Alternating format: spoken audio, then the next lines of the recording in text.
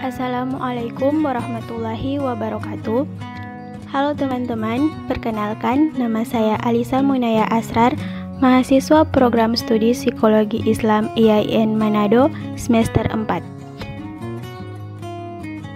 Video ini dibuat untuk pemenuhan tugas mata kuliah Psikologi Kepribadian yang diampu oleh dosen Ibu Nur Evira Anggraini MSI.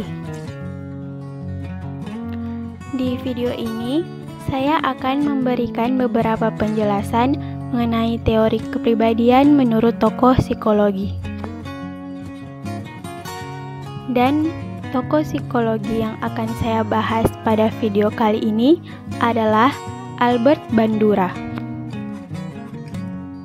Hal-hal yang akan menjadi pembahasan saya pada video ini adalah yang pertama, biografi dari Albert Bandura. Yang kedua adalah struktur kepribadian menurut Albert Bandura. Ketiga, dinamika kepribadian menurut Albert Bandura. Dan yang terakhir adalah perkembangan kepribadian menurut Albert Bandura. Langsung saja pada pembahasan yang pertama, yaitu biografi. Albert Bandura dilahirkan di kota Monterey, Kanada pada tanggal 4 Desember 1925. Masa kecil dan remajanya dihabiskan di desa kecilnya, dan di sana pula ia mendapatkan pendidikannya. Pada tahun 1949, ia melanjutkan pendidikannya di University of British Columbia dan mengambil jurusan psikologi. Dia memperoleh gelar master di bidang psikologi pada tahun 1951 dan setahun kemudian ia juga meraih gelar PhD. Bandura menyelesaikan program doktornya dalam bidang psikologi klinis. Setelah lulus, ia bekerja di Stanford University. Beliau banyak terjun dalam pendekatan teori pembelajaran untuk meneliti tingkah laku manusia dan tertarik pada nilai eksperimen. Pada tahun 1964, Albert Bandura dilantik sebagai profesor.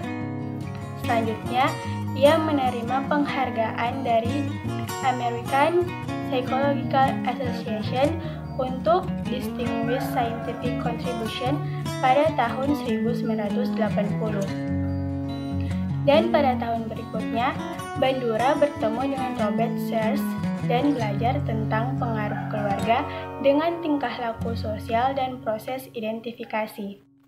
Sejak itu, Bandura sudah mulai meneliti tentang agresi pembelajaran sosial dan mengambil Richard Walters, muridnya yang pertama mendapat gelar doktor sebagai asistennya. Bandura berpendapat, walaupun prinsip belajar cukup untuk menjelaskan dan meramalkan perubahan tingkah laku, prinsip itu harus memperhatikan dua fenomena penting yang diabaikan atau ditolak oleh pandangan behaviorisme. Pertama, Bandura berpendapat bahwa manusia dapat berpikir dan mengatur tingkah lakunya sendiri, sehingga mereka bukan semata-mata budak yang menjadi objek pengaruh lingkungan. Kedua, Bandura menyatakan banyak aspek fungsi kepribadian yang melibatkan interaksi dengan orang lain. Pembahasan selanjutnya yaitu struktur kepribadian. Struktur kepribadian menurut Albert Bandura yang pertama adalah sistem self. Sistem self bukanlah unsur psikis yang mengontrol tingkah laku, tetapi mengacu pada struktur kognitif yang memberi pedoman atau mekanisme dan seperangkat fungsi-fungsi persepsi, evaluasi, dan pengaturan tingkah laku. Pengaruh self tidak otomatis atau mengatur tingkah laku secara otonom, tetapi self menjadi bagian dari interaksi resiprokal. Struktur kepribadian menurut Albert Bandura yang kedua adalah regulasi diri. Regulasi diri ini terbagi menjadi dua, yang pertama adalah faktor eksternal. Faktor eksternal mempengaruhi regulasi diri dengan dua cara. Yang pertama, faktor eksternal memberi standar untuk mengevaluasi tingkah laku. Faktor lingkungan berinteraksi dengan pengaruh-pengaruh pribadi membentuk standar evaluasi diri seseorang. Kedua, Faktor eksternal mempengaruhi regulasi diri dalam bentuk penguatan atau reinforcement.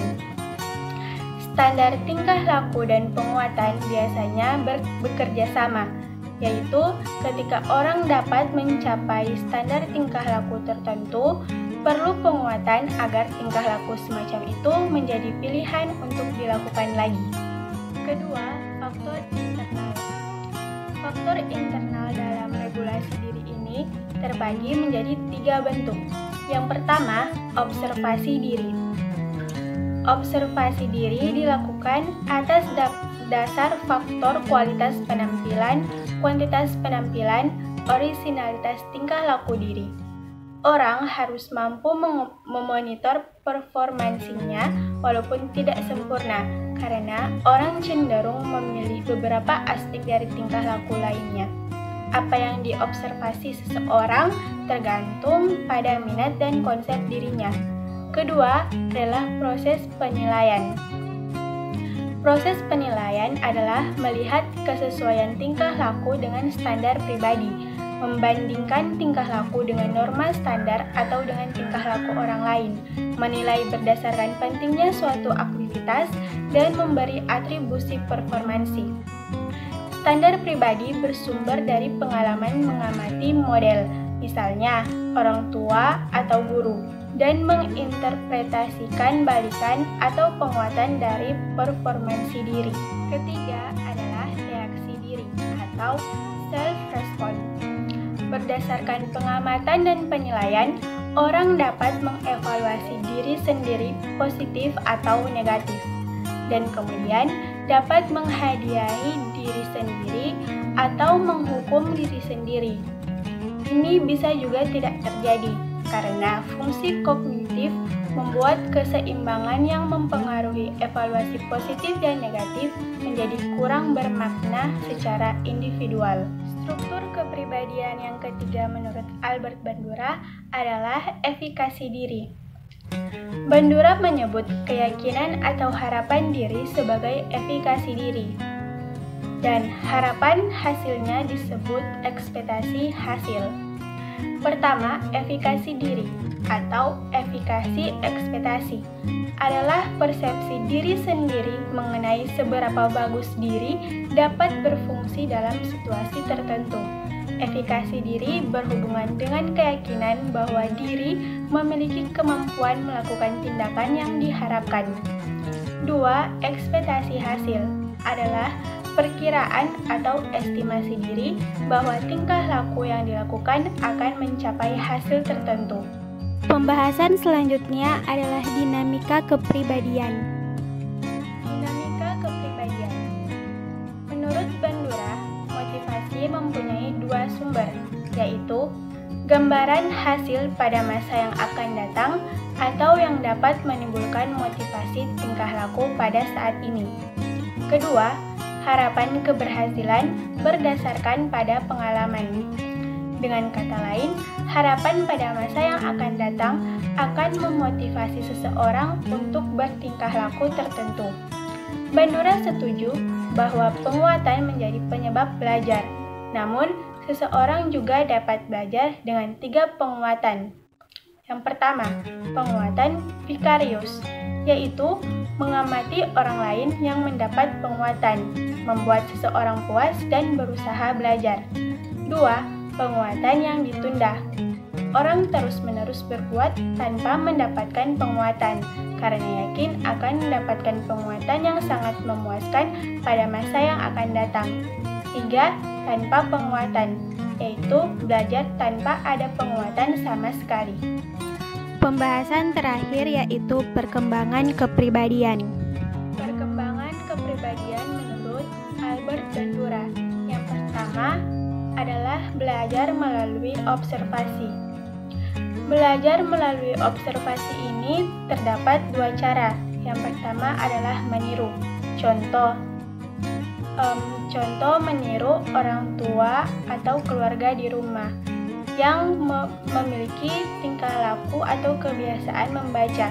Maka anak yang sering melihat tingkah laku orang tua tersebut akan mencoba meniru perilaku tersebut. Dan yang kedua adalah modeling tingkah laku baru. Melalui modeling, orang dapat memperoleh tingkah laku baru. Ini dimungkinkan karena adanya kemampuan kognitif. Stimuli berbentuk tingkah laku model ditransformasi menjadi gambaran mental, dan yang lebih penting lagi, ditransformasi menjadi simbol verbal yang dapat diingat kembali suatu saat nanti. Keterampilan kognitif yang bersifat simbolik ini membuat orang dapat mentransformasi apa yang dipelajarinya atau menggabung-gabung apa yang diamatinya dalam berbagai situasi menjadi pola tingkah laku baru. Yang kedua dari perkembangan kepribadian adalah modeling mengubah tingkah laku lama. Terbagi menjadi dua, yang pertama adalah modeling simbolik dan yang kedua adalah modeling conditioning. Modeling simbolik merupakan modeling tingkah laku yang berbentuk simbolik. Contohnya, film dan televisi yang menyajikan contoh tingkah laku yang tak terhitung, yang mungkin mempengaruhi pengamatnya. Sajian itu berpotensi sebagai sumber model tingkah laku. Kedua, modeling conditioning. Modeling conditioning ini adalah mengobservasi model tingkah laku emosional yang menjadi penguatan, sehingga muncul respon emosional yang sama dalam diri pengamat, dan respon itu ditujukan kepada objek yang ada di dekatnya. Contoh, seorang anak yang marah karena menonton film yang isinya ibu tiri yang jahat dan anak kandungnya, sehingga emosi marahnya itu dilampiaskan kepada siapa saja yang ada di dekatnya. Itulah tadi beberapa penjelasan mengenai teori kepribadian menurut Albert Bandura. Mohon maaf apabila banyak kekurangan, semoga dapat dimengerti dan terima kasih. Wassalamualaikum warahmatullahi wabarakatuh.